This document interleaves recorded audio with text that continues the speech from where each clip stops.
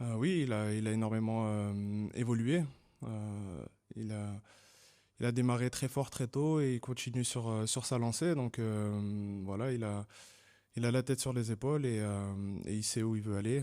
On est bien sûr très heureux d'avoir un Kylian décisif pour l'équipe de France. Voilà, c'est aussi ce qu'on attend de lui. Il y a beaucoup d'attentes autour de lui et il répond présent. Donc, il a déjà engrangé de la confiance sur le début de la compétition et on espère qu'il va continuer à être décisif et performant pour la suite.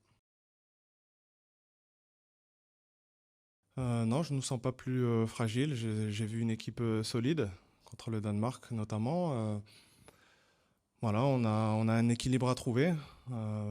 C'est à nous de bien faire vivre le système. En tout cas, à partir du moment où tous les joueurs sont concernés sans le ballon et travaillent ensemble, peu importe le nombre de joueurs offensifs, on fait le boulot et c'est ce qui permet de créer cette solidité collective.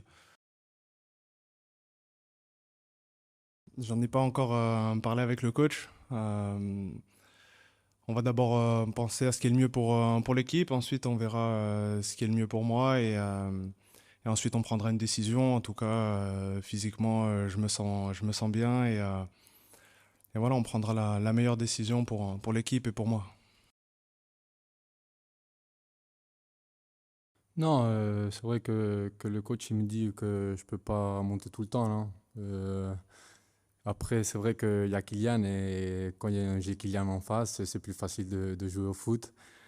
Voilà, après il me dit je dois voir quand je dois monter, quand je dois défendre. Et puis, mais le plus important, c'est que Kylian et moi, on s'entend très bien sur le terrain.